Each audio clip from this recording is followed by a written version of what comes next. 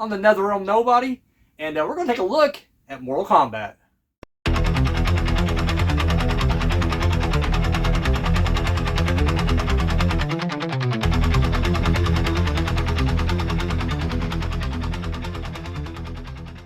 Alright everybody, so today we're going to be taking a deep dive, a look at the 1992 video game Mortal Kombat. So we've already done, multiple videos up to this point. I did my complete series, my MK10, we showed the record, all that stuff. So now this is like, we're stepping away from that, and this is just my real thoughts on this game. And I'm going to cover everything. We're going to talk about the plot, the characters, levels, all that stuff. We're going to hit it here. So my first touch of this game, I mentioned in my introduction video that I've been a fan of Mortal Kombat since the very beginning. Heard about it, heard about this new violent video game, and when I finally got it on Super Nintendo, I just fell in love with it. And I know Super Nintendo, there's no blood. Again, I didn't know any difference. It was just a kick-ass action video game, and it's funny because at that age, I was really more of an action kid than I ever, because now if you ask me my favorite movie genre, it's horror films. I'm a horror movie guy now. But as a kid, I grew up, Schwarzenegger, Van Damme, Steven Seagal. I was just a huge action guy. And so this game just ticked all those boxes for me. And I just remember, getting the first game, playing it, and there's just something about this game that I truly fell in love with. And what it was for me, I think this is what separates this from other fighting games. It's not necessarily the fighting, the gameplay, none of that. And don't get me wrong, it's good. But for me, it was the characters, the story. I felt like when I was playing, even as a kid, even when I first played the very first one, I was probably 8 years old. And I remember, I got the little game manual, and I'm going through it, and there's these little bios, because on the game it also has the bios and your, one little screen of text. But I remember with every little paragraph that was provided for these characters, it felt like there was a whole world behind them.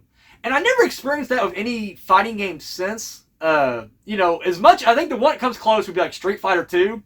And even with that game, I feel like while the characters, the look is iconic, the stories is, I couldn't tell you shit now about Guile or Ryu or Ken.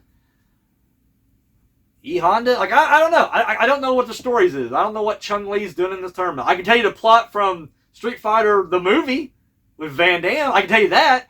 I couldn't tell you anything else about these. But this game, I don't know. I was drawn in very quickly. And then, take the story away, their looks were so iconic because they borrowed from so many other, whatever.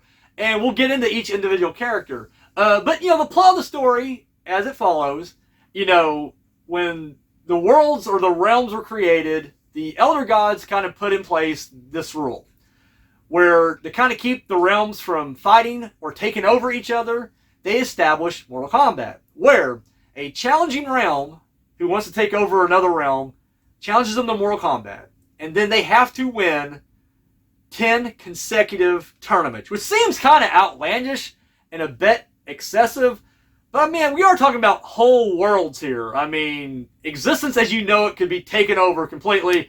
And so, I guess, 10 tournaments over the span of like 500 years plus seems right, And that's what it boils down to. Every 50 years, a new tournament. I always assume, if the challenge is, kind of stopped short, then it just kind of resets and you can kind of re-challenge at any point. And then, again, you just pick up and, whatever. But yeah, so that's the basic principle of it. And so what happens is, Earthrealm's doing pretty good for itself. The great Kung Lao, a Shaolin monk, he becomes the Grandmaster and Champion of Mortal Kombat. However, Outland decides to challenge Earthrealm, and they have Goro. And Goro, who's a Prince of Shokan, he is got 4 arms, monster of a beast. Ends up killing Kung Lao in battle, dethroning him as champion, and becoming the undefeated champion of Mortal Kombat for these 500 years, and leads a 9-tournament win streak. So, we cut to present day, and we are now in the midst of the 10th and final Mortal Kombat tournament. If Earthrealm loses, we're done for. So Raiden has to assemble his, fighters, and there you go. So, as far as story goes, I always loved it. It's a lot of people always say, especially I guess with the movie, there's more comparisons. But they kind of borrow the fighting tournament on an island from Enter the Dragon, and I can it is what it is. Like I feel like a tournament in general, that's just kind of broad. I don't necessarily completely draw that back to Enter the Dragon. However, we'll get to a certain character who resembles a character from that movie, and I guess that kind of makes the comparisons a little bit more, whatever. So, that's the plot. I give it a big thumbs up. I think the storyline, it's simple. And I mean, I may sound more convoluted and complex than it really is, but at the heart of it, it's a tournament, and we must win it. And you got these 7 characters to pick from. So, we'll go through the characters. You got my boy Johnny Cage. Love Johnny Cage. His basic storyline is, he's a major action star. And I always thought it was funny because in the game, they portray him as being a big action star. Whereas in most movies, with the exception, I guess, of maybe the first one, but like all the animated movies beyond that, and even the games, they make him out like he's a B actor trying to just get a break. And it's like, no, man, like this guy is Jean-Claude Van Damme, He is the action star of the day. And so I like the fact that he's world famous, entering this tournament. And that's his whole thing. He's just trying to prove to the world that he is not a Hollywood phony. He's not a fake. That he's the real deal, and he's going to prove it by, winning Mortal Kombat. And of course, as I mentioned, his character look is based off Jean-Claude Van Damme. Of course, everybody knows the story that originally the game was supposed to be a Jean-Claude Van Damme video game. He turned it down. But he was like, fuck you, we're going to do this anyways. And so they went ahead, they recreated his outfit from Bloodsport and made him a character. And it's funny because, with these initial early games, they didn't flesh out personalities as much. They got the blurb or whatever. And I believe it was the movie that really kind of introduced the cockiness and arrogance of Johnny Cage. However, when you go back and play the first game, nothing really betrays that. Like, he still kind of looks like he's that arrogant, cocky Hollywood star. From putting the sunglasses on and folding his arm, it works, He has some great moves from the ball or nutcracker, shadow kick, and of course, he uppercuts you and knocks your head clean off. So, very memorable and iconic character from the first one. I will just say that I think all 10 of these have gone on, even if they weren't popular at the time, they've all gone on to become staples and just the core iconic group from Mortal Kombat. But Johnny Cage, always a fan. We'll move on now to Kano. It's funny because, his whole thing is, he enters this tournament. He's a member of the Black Dragon organization. In later iterations, they kind of retcon that and they're like, well, he's the leader. And it's like, I get he works his way up to become the leader at some point. When you start earning this, outworld street cred, it's kind of hard to deny this guy leadership. But in this early game, he's never mentioned as the leader. If you look at the booklet, it literally just says member. So, I don't know. I always think it kind of bugged me. I always think they should focus on his rise through the Black Dragon as well as just, his place in, Mortal Kombat lore Anyway, so he's basically just joined this tournament. And I believe even his ending, which was never canon, but I think it's just clear, his whole thing is he just wants to win, take over the island, and have the Black Dragon just kind of set up there, and he's just going to take all that riches to kind of fund his evil whatever. So his motivation is basically greed, is what his whole thing is. And of course he's on, he's on the run and being chased by special forces, which we'll get into on the next one.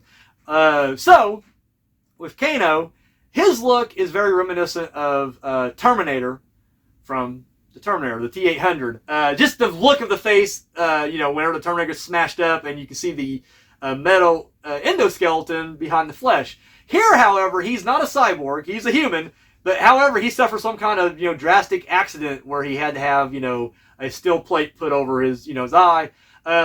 Yeah. So, I'll be honest with you, I was never a fan of Kano early on. And it's funny, I'm not just saying it because that's what the consensus was at the time. But, as legend has it, Kano and Sonya were the 2 least popular picks. And they knew this because they had all the data from all the arcade, cabinets. So they knew who people were playing as and who they weren't. And those 2 were the least popular. And so they were dropped from the second game. And I'll be honest with you, I was kind of the same way. Now, I played them occasionally. But I don't know.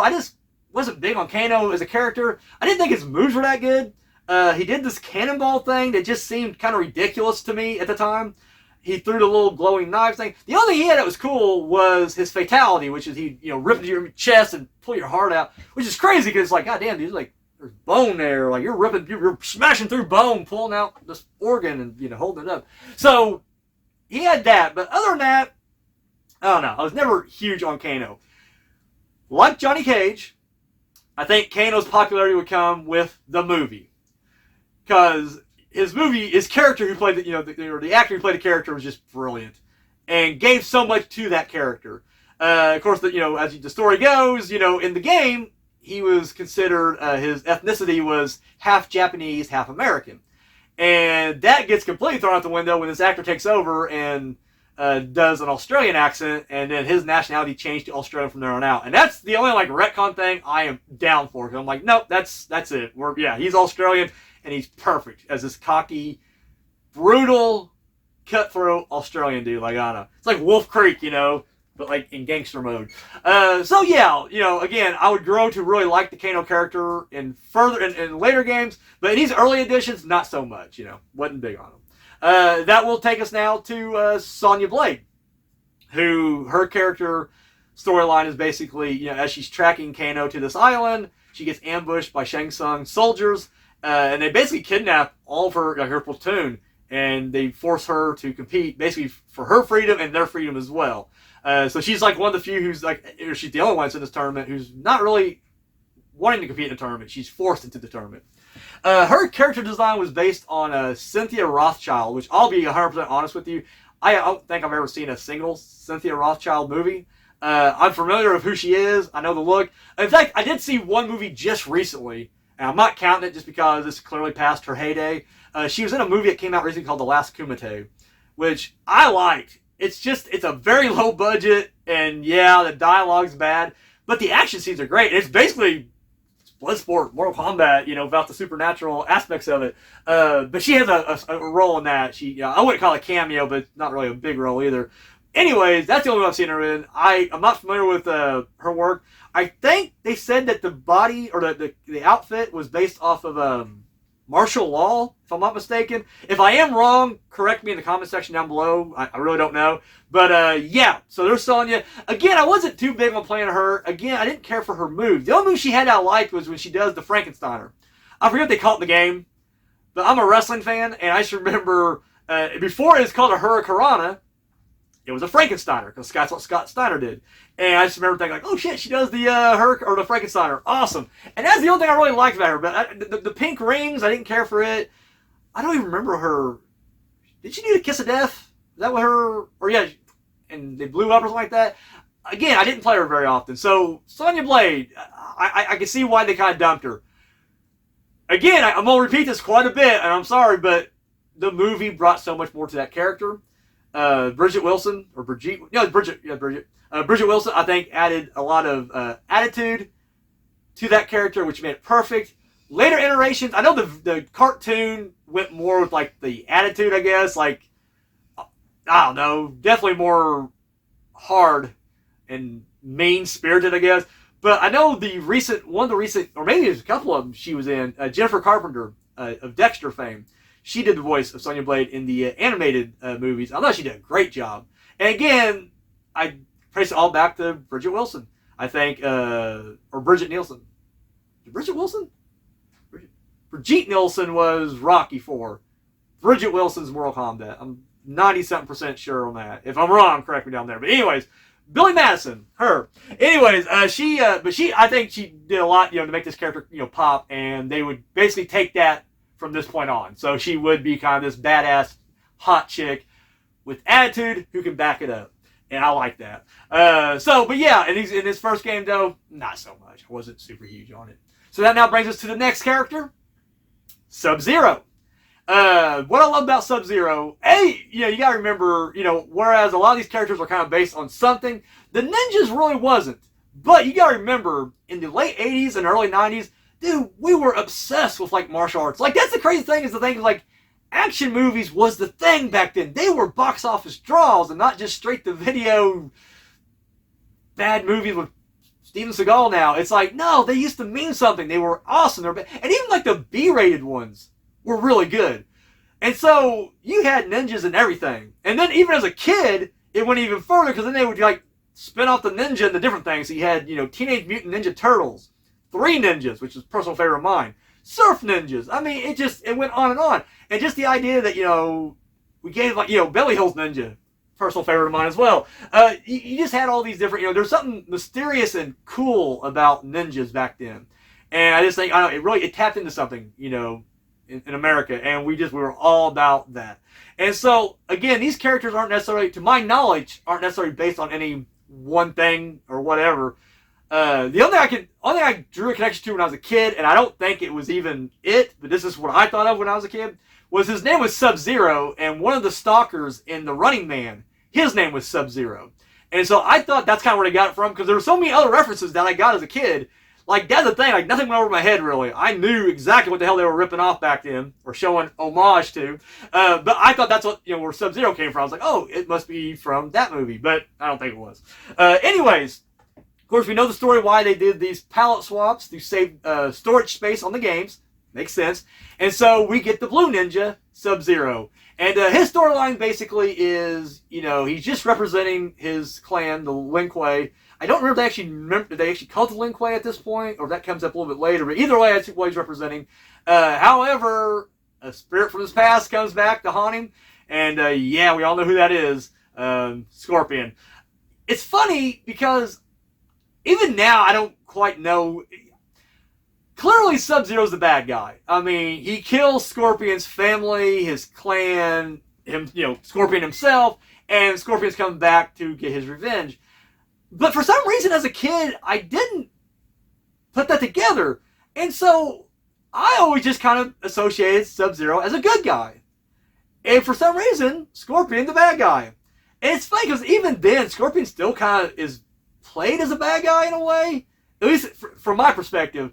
Throughout early in the season, and even when it's revealed that, Sub-Zero, who dies in this game, but, his brother takes over in the later games, even when it's fully revealed, it still feels like Scorpion's still kind of a bad guy. Maybe he's more on the tweener side, but it seems like he's still kind of a dick until he finds out the real truth, which, the Quan Chi and the betrayal and, all that stuff, which we'll get to when we get to that game, down the road. But in these early games, I just always had Scorpion as a bad guy and Sub-Zero as a good guy. I don't know why. And even, like, when you play Mythologies, it's still kind of like that as well, which takes place before this game. Sub-Zero's kind of the hero in that, and Scorpion's the bad guy. So it's just like, I don't know. To me, that's where I associate with him as a good guy. I think, he's one of these guys. I think there's, like, certain characters that people who don't even play Mortal Kombat will look at and just know instantly, oh, yeah, they're from that video game. I think the ninjas definitely fall in that category, no matter what color they are. Even if you show them someone from later in the series, like Rain or Ermac, they're going to be like, oh, yeah, that's Mortal Kombat, just because the ninjas are iconic. I think Raiden falls in that category, and, yeah, that's probably, and Goro, obviously, just because four-arm. But I think those are, like, the main four that you look at, and you're just like, oh, yeah, this is more. So Sub-Zero is definitely one of those iconic ones that just, we know him. Anyway, so Sub-Zero, he's a cryomancer. He has the power to use the elemental, or he has the elemental power of controlling ice. So in this game, he has the, he can freeze you. He does like a sliding kick, and then he has a really cool fatality where he rips your spine out of your body, which is, that became the one that everyone talks about. Like, I think that's probably the number one, fatality from this game. And most people like, I think I agree with that, actually. I think it's, I don't know, I got another one. But yeah, we'll get to that. Anyways, but spine rip, pretty cool. Yeah, I was always a fan of the ninjas. I like the idea that there were ninjas. Obviously, that's where I get the inspiration for my lazy ninja, my slacker ninja, if you will, character. And yeah, so, I don't know. I was always a fan, always liked it. Thumbs up from this guy. So, we'll move right along now to Liu Kang, who would eventually become the savior of Earthrealm. Canon, his ending is the true one here. He's a Shaolin monk who basically, not much of a backstory, just that he knows the tournament's here. He knows, we're down on the wire. We need a big win. And so he's just dedicated his life to defending Earthrealm. So when the opportunity comes and the final Mortal Kombat tournament in this series happens, he goes ahead and joins the tournament. He wants to, throw his name in the hat and defend it. Of course, his look, as I mentioned earlier, it's based on Bruce Lee from Enter the Dragon, specifically Enter the Dragon. But, you definitely have that Bruce Lee look to him. They always said, that they made his moves easier to learn. Just because, they wanted a character that, if you sucked at the game, you could still pick up one character at least and be good at it. And, I don't know if that was, conscious or something. I usually, even though he's not my favorite character, I always played as Liu Kang. And again, I'm not sure if that's the reason why or what. I just always preferred playing as Liu Kang. Didn't even know canon. That's the thing that always irritated me with these games. I hated that they had multiple endings and then they would just choose a couple to kind of follow those story threads, because it's like, well, shit, I beat the game as this guy and I like that ending, but apparently it doesn't matter. So I didn't even know Liu Kang was supposed to be the champion of part 1, but, as a kid, I played it. I probably beat the game more with Liu Kang than, anybody else. I love this fighting style, I love this look. Fireball, flying kick. Fatality's kind of weak, but it fits the character. Although, after this, he will just straight up murder motherfuckers to win. So, anyway, but yeah, Liu Kang, he's a staple and a classic. Always a fan. So, we'll move right along now to Raiden. He is the Lord of Thunder, protector of Earthrealm. He is the god, Raiden. And, of course, he's the one who's pretty much assembling everybody here. It's funny because in most other, shows and the media and other adaptations of Mortal Kombat, they always portray him as being someone who can't join the tournament because of his god status. And even part 3, they left him out for that reason. He can't do it. He has to. He can't. Enter another realm or whatever. Yet they have him as an actual fighter in this one and future ones as well. And it's just I guess storyline wise, he's not really a participant. Although you can play the tournament as Raiden, it never made sense to me. However, it is what it is. I always kind of, as a kid, even with pro wrestling, when things would get ridiculous, i.e. Undertaker and his storylines, I would always make it make sense to me. I would somehow justify anything that happened, and I can make it work and make it make sense. So, I don't know, to me, Raiden, I just always assumed he would have his god powers, his god status revoked to join the tournaments, still retain his powers, but then he was mortal like any other man. I remember there was an episode of the cartoon, Defenders of the Realm, where he somehow loses his god status, and so he's a normal man, and he had a whole episode where he had to, fight, rely on his skills, but he would get tired and weak and everything. And so I just kind of assumed that's the Raiden we get with these games, at least the early ones. Anyways, but that's him. Now, his look was inspired by Lightning from Big Trouble in Little China. Or I guess the look could be any of them, but the fact that Lightning specifically shoots lightning, and so is Raiden, that's probably who they're shooting for. And love this character. He's number one, his moves are awesome. From teleporting to shooting lightning bolts out to his torpedo. He's love all that. And I think his fatality may be my favorite. I love the shooting lightning at the dude's head and it just pops. Dude, it's fucking awesome. Spine Rip's a close second, but man, I think gun to my head, I have to pick. I'm probably gonna go Raiden from this one. I just think that the fucking decapitation, just head explosion. I don't know. Electrocution, awesome. And so again, awesome look, awesome character. What else can you say? So moving on to the final playable character in the series or in this game. We got Scorpion, and I just mentioned it before. Basically his storyline is his wife, his child, the family, his clan, all destroyed, and he's blaming Sub-Zero. And of course now he's got, he's coming back for revenge. And clearly he was, they were set up or whatever, but we don't know that yet. So this is just him coming back for his vengeance. Again, I already mentioned it. I always assumed he was just a bad guy or whatever. Of course, he's a ninja, just like Sub-Zero. And of course, Yellow is his palette swap. They don't mention it by name in this one. And I always butcher the name. Shuri Ryu? Was that the name of his clan that he was a part of? I'm not sure exactly which entry in the series that we finally revealed that's the clan he's with, but not in this one. He's of unknown origin in this one.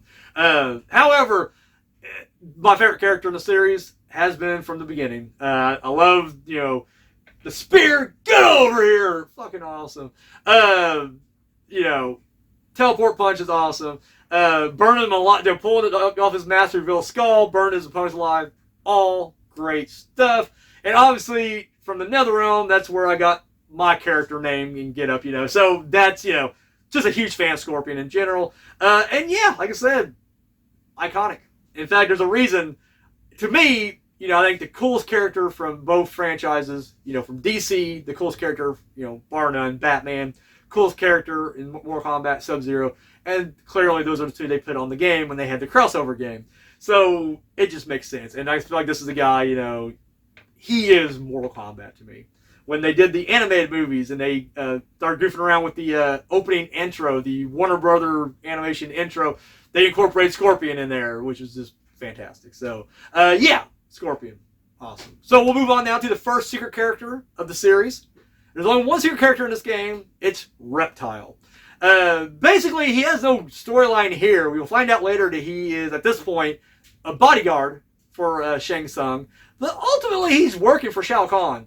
But again, we don't know none of that here. This guy appears, and I don't remember the details. You guys can educate me about him. I've read it before. I don't remember. But there was like a lot of hoops you had to jump through.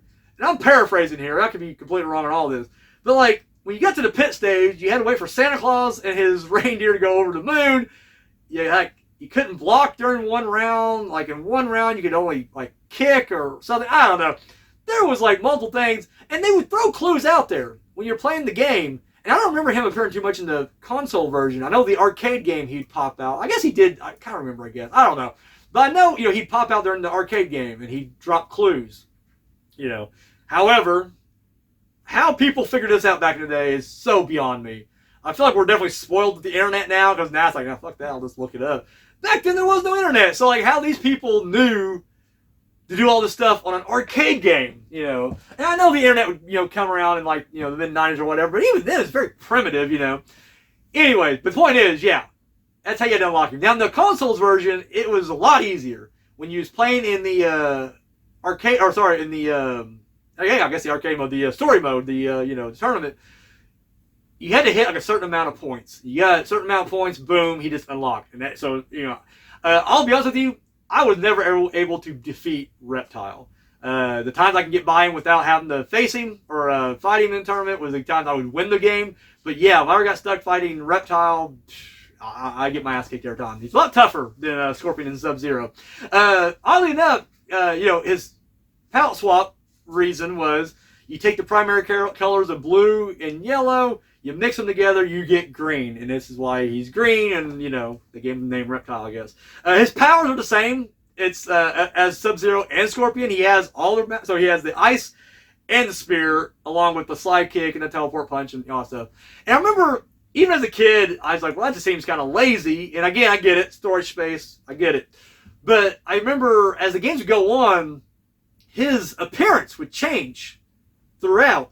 And so I just remember thinking like, okay, so he's evolving from these early stages. Because, in this game, he's pretty much a man in a ninja outfit. But then in part 2, he's still a man in a ninja outfit, but when he removes the mask, you see the lizard face. And then he become more reptilian and lizard-like as the series went on. And you find out, he's the last of his race, and, he's, whatever, and, So, in my mind, I just always assumed that he's very young here. From whatever race he's from, which I'm blanking on the name right now, but, from whatever reptilian lizard race he's from, he's in almost infancy, dang near. And so he doesn't have the powers. And so I always assumed that Shang Tsung kind of gave him, well, he's like, well, you don't have powers of your own, so here, take Sub-Zero's and Scorpion's abilities, because he's watching them in tournament. Reptiles in the shadow, here, take their abilities. And then once you start to grow up and evolve more, boom, you'll have your own. So that's how I always made sense of it. But yeah, Reptile's another character I really liked. Again, more because he's a ninja, and I just seem to like these ninjas more, even if they don't have much storyline, or as time would go on, the writers were really good about adding stories to each of these guys. But these early ones, not so much. So, but I still like them. I like the look of them. So up next, then we have the two boss characters. First, we have Goro. Now, this is another character just so iconic, so awesome, and to my knowledge, he's not based on any previous pop culture action character. But to be honest, I'm not really familiar with because I know Shiva, or Is that who it is? From the Indian religion, like has the 6 arms or something like that. Maybe something like that. I don't know. I'm an ignorant American who is not very cultured in other people's religions, and I apologize. But anyways, that's Goro. Huge guy, 4 arms. He's from the race of Shokan. He is the prince of his group, and he's the one who initially hands out the defeat to start this whole downfall of Earthrealm, killing the great Kung Lao, and then going through. Yes, what can you say? He's half man, half dragon, all beast. I mean, just so awesome. And I just remember he was so tough. At least I thought so as a kid. I know a lot of people might play a game now and they're like, it wasn't hard. I always had trouble fighting Goro. I felt like when you got to Shang Tsung, for me personally, he was easier because there are certain characters you can just spam a spin kick or sweep and just keep beating them that way. So I just wait for it to turn to those certain characters, and I'm like, oh, you're fucking done. Boom, boom, boom, boom, boom. Fly kick, and you're down. Goro blocked everything. And then if you got too close, he'd throw you around. So, I mean, he made an impact, and he was very memorable. He's a great, of course, I guess you'd call him a sub-boss character, not really the boss character, but still, as a boss character, oh, dude, incredible. Sorry, it's a little warm in here. But no, love Goro. He was one of my favorites. Here's the thing, it's crazy though, it's like, I feel like his legacy is greater, or maybe it's more nostalgia, than what his storyline would wind up being, because he's essentially killed in this game. We find out that he's not really dead. They kind of drop a hint in part 2 where, after the game it's like, Goro lives? ? And then of course he will return in part 4. But then even then, it's like, he doesn't seem like that much of a threat after this game. He'll eventually team up with Katana and the Edenian army, which he'll eventually fall there. And then I think that's it until Armageddon. And I'll be honest with you, my Mortal Kombat knowledge gets a little hazy after Armageddon. Up to that point, I know my shit. But then after that, I kept in touch with the games, storyline-wise, but not perfectly. So I don't quite know what happens with Goro after we kind of jump to a new timeline and then reset it again later down the road with Mortal Kombat 1. I don't know what Goro was going through then, but I feel like, at least in these early games, he seemed more, intense, had more of a presence here than he would ever after this. And I'll get into my gripe about that in other games, but beside that. But here, Goro's the man and definitely deserves, all his flowers. So, moving on now to the boss. We're talking about Shang Tsung. He's the, old, ancient sorcerer who will steal your soul, and, that's what keeps him kind of afloat. He's been cursed. I'm not sure if we know what the curse this early yet. I think that's something maybe we learn in part 2 when he fails and has to go back to his master. But here, as far as we know, he's the guy, he's the head Fred. He's the one pulling all the strings. His look is based off of David Lopan, and kind of both versions of it. The way he's dressed definitely harkens to the tall David Lopan, the 7-foot giant. Whereas the old man David Lopan, it's the version we kind of get. So they gave the outfit of tall Lopan on the body of this Lopan. But then, of course, instead of having crippled, he's a floating, sorcerer. And it makes sense, too, because from what I understand, at one point in the game, they were going to have him have a fatality where he turns into this tall, I guess, David Lopan type character with a sword, and he was going to decapitate the people, but they didn't have enough storage space, and they never did go through with this, and it kind of fell by the wayside. But that was the initial idea here, so heavily influenced by Big Trouble in Little China, this game, which is awesome, because that's one of my favorite movies anyways. But Shang Tsung, much like a lot of the other characters we've already mentioned, I feel like got his personality from the movie. And in these early versions, he doesn't really he's not quite fleshed out as much. But by the time the movie came around, and I forget the guy's name, blanking. I feel bad. Love the guy, love the actor, love his portrayal of Shang Tsung. I can't remember his name. Carrie. No, it's not Carrie, is it? Carrie. Fujinami or something like that. I don't know. I'm making names up now. I apologize. Insensitive on my part. Anyways, but I love that portrayal, and that's when I think he really got it. Because, I mean, here he's just old man, evil sorcerer, doing whatever. But then as that movie came out, and then in further iterations, you see he has more of a flair for the theatrics. He's got more sarcasm, and, his tone is very... It has like a bit of like a sinister cynicism, I guess. I don't know. He just has a certain swagger to him that I absolutely love. So I think this character is another example, much like Reptile and Johnny Cage. They get better in Kano. They get better with each iteration, and they, when they're probably fully defined later down the road, then they're awesome. But like I said, in this first game, I thought he was a solid villain. He looked the part. He always reminded me of like I said, it was easier to beat him than it was Goro, but it always reminded me of that in action movies.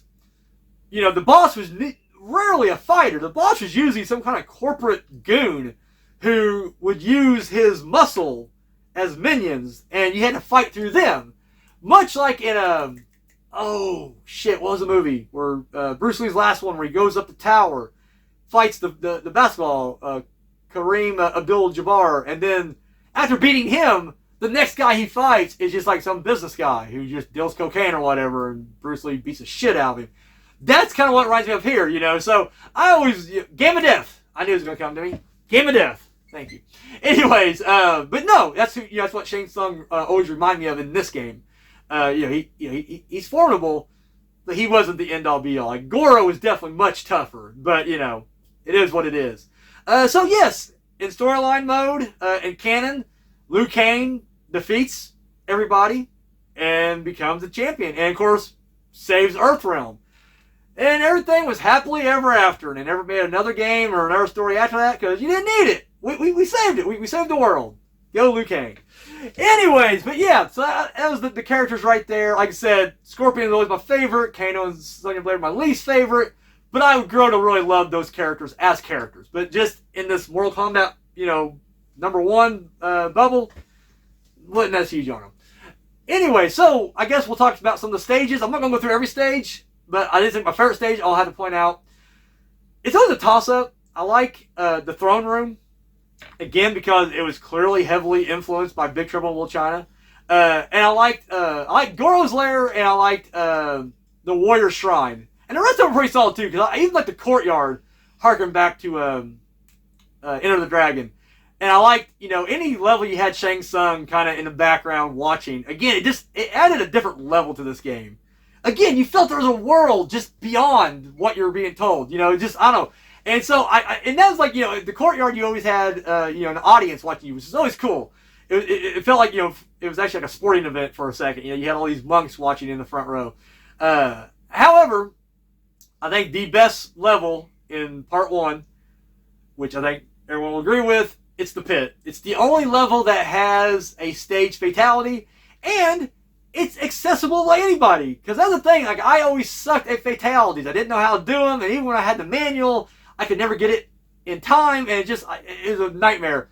And after this game, all stage fatalities were the same way. You had to fucking do a combo just to get it to work. Here, simple uppercut, and they go flying off that bridge, impaled on spikes, awesome.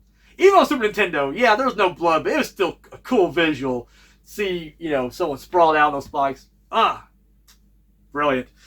So yeah, this game, of course, it was standard. You went through a tournament, you faced everybody one-on-one, and then you'd have a mirror match. I always liked the mirror match only because if you had the gaming manual, once again, it went through all these modes, but they added it, they talked to you like it was a part of the story. So it was like, it wasn't just like an instructional manual, it was like you're reading the plot. And the reason they had the mirror match was, there's like an old ancient Chinese proverb that's talking about, and I'm paraphrasing, I'm not, it was something like, one's worst enemy is themselves. And your greatest strength is knowing your weakness. And that's your weakness is, you gotta, admit that you have a weakness. And so, the idea behind a doppelganger fighting you is, it's like you in every single way. And you have to know yourself enough to know what your weaknesses are to defeat your doppelganger. Now, that don't really play out because it's just like any other fight in this game, but from a storyline perspective, that's pretty fucking brilliant, and I always liked that. I always hated that in later games, they never really, to my knowledge anyway, they never really went back to this. Although, in any arcade version or mode, you usually have a mirror match kind of thrown in there, but they never come out and called it a mirror match. In this game, they do. Like, in this game, it's, round 1, or fight 1, fight 2, fight 3, and then you get to the end, mirror match. So, anyways, just a little something there. And then, of course, you had the endurance, where, you had to fight 2 guys, back to back, and go through 3 rounds of them. Again, always like the story mode, or the storyline reason behind that, because again, in storyline, the first 6 opponents you're fighting Earth Realm's best fighters, the best that they got. You are the best of the best, and you got to go through this tournament to determine, are you the best from Earth Realm? And then you prove that, and then the mirror match. Okay, fine, you're the best from Earth Realm, but how well do you know yourself? Do you have what it takes in here to move on? And then you have the endurance matches, which is like, hey, guess what? You think you're going to fight Goro, just go in there and, go to distance? I don't think so. Goro, he's like the Russian from Rocky 4. You got to go in there, expect to get your ass handed to you. You're going to have to persevere through a lot. You got to have endurance. And so it made sense from that storyline perspective. It's always a frustrating part of the game. I always hated the endurance matches, but it always pissed me off too, because I'm thinking to myself, you're fighting the guys you already beat. What kind of bullshit's that? Like, literally, I just beat Raiden. I actually killed him. I knocked him off a bridge, and he got impaled on spikes. And he just brought back for, it's like, I didn't get that deal. When I got beat, it was like, hey, game over. You can retry. That's it. I would have loved for it to be like, okay, game over, but hey, now you're part of the endurance match, and you're on the 2-on-1 side. Hey, you don't get that. Anyways, but again, for a plot line, it makes a lot of sense. And then, of course, you got the boss and, the sub-boss and the boss. So that's the game mode right there. The only other mode you really had in this was sprinkled throughout the gameplay. You would have the test your mights. A little mini game where you'd have to hit, 2 buttons back and forth, build up a meter, and smash, the wood, the stone, or the anvil in front of you. And that was all in the arcade version. And then, of course, with the home consoles, they'd hit you with the ruby and the diamond as well. And I'll be the first to admit, I hated these so much. Because it wasn't necessarily going back and forth. We had to do like this weird mashup thing when we played. I can't explain. We're just kind of like doing this. It's only it worked for me. I don't know. I could never just tap it like that. It never worked for me. I could smash wood like nobody's business. But stone, alright. Steel was a bitch, but I could do it.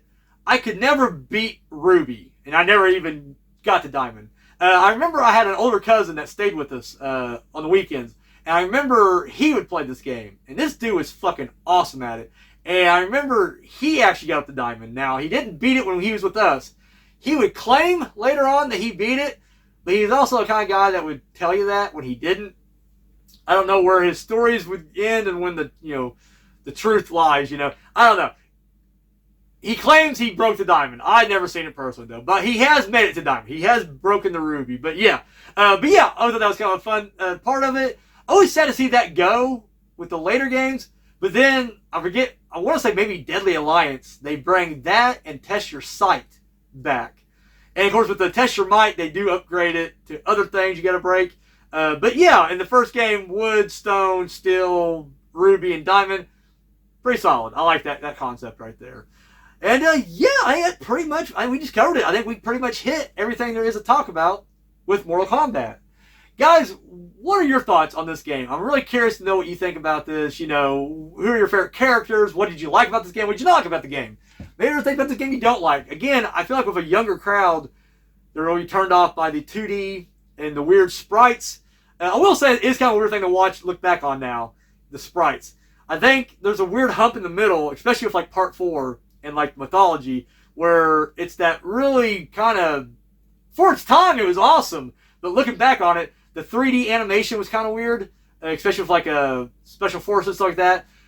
But then we get to, I guess, like Deadly Alliance on through Armageddon, where the animation got better. And they kind of went back to 2D, 3D-ish, where it was on 2D, but then it would kind of shift around. So you kind of always saw it from a 2D perspective, but it was on a 3D plane, if that makes sense. So I can see people not liking these first 3 games because of the look and whatever. But like I said, for me, it's more nostalgia than anything else. You know, I'll let you know a little secret. Truth be told, I'm not a big fighting game guy. I liked them early on, but then as I got older, it just became kind of monotonous, and I get bored with these games now. I still love the Mortal Kombat games themselves, more for the storyline. Like now we live in an era of YouTube where I don't have to play Mortal Kombat 10. I can watch the game literally unfold and see all the cutscenes in front of me like a movie. I love that.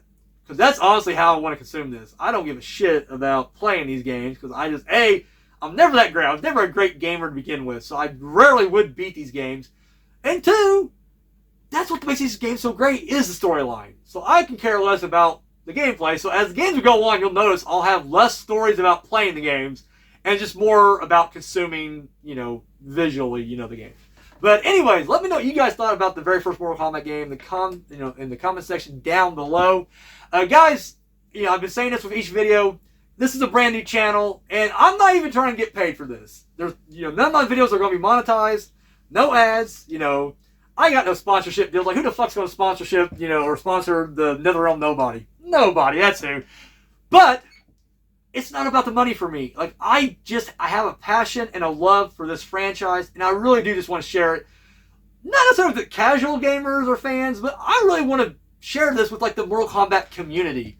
The ones who are just the diehard fans. The ones that, the ones who will probably hate me because I'm more positive about this franchise. Because I know it's a lot of, of any game, series, or franchise, movies, whatever, the hardcore fans are usually the hardest to please. And they bitch about everything. But they're the ones I want to show this to. I want to share all these videos with because they're the ones that will get it. Even if they don't like it, they'll be like, no, I get where the guy's coming from. I don't agree with what he's saying, but I get where he's coming from. And that's who I'm trying to, integrate myself with. So how you help me with that? Give me a thumbs up. That helps with the algorithm and all that stuff. Give me the share. Again, if you're liking what you're seeing, give the thumbs up and share it with people who you think will enjoy these videos as well. And of course, subscribe. That's, that helps tremendously right there. And then of course, I already mentioned, put the comments down below. Believe me, it's a new channel, so I will comment back. Even to the hate mail. I mean, I don't get personal. You can talk shit about me all day long. I'm a grown man in a ninja outfit in front of this backdrop. You can't say anything I ain't gonna see myself. I look in the mirror and be like, yeah, this is kind of pathetic on one side. But the passion and dedication on the other end, that's what's fueling me. So you even got hate mail, I'll enjoy it. I don't give a shit. So comments, that's all that matters to me. Get those views, get those comments, like, share, subscribe, and of course, always hit that bell notification. That way, you'll see my stuff when it comes out, and I promise you guys, with a ninja lie, I promise you guys, I'm bound by honor, I promise you guys, I said it 3 times, so I'm locked in, I will have tons of content. This is not just a one-off thing for me. There are multiple games. There are multiple movies, TV shows. I'm hitting the series. I'm going to be hitting the series, and every single episode will get their own video. So I will be hitting everything in depth. I'll be doing other videos along the way. I got so much stuff on the docket. Guys, I promise you, I'm not going to just be a one-hitter quitter. I'll be in there. I'm here for the distance. I'm here for the long run. So, guys, I want to thank you if you stuck around this long. I love you. Thank you very much. Guys, come back. We got so much more on this channel. I have been the NetherRealm Nobody, and until next time.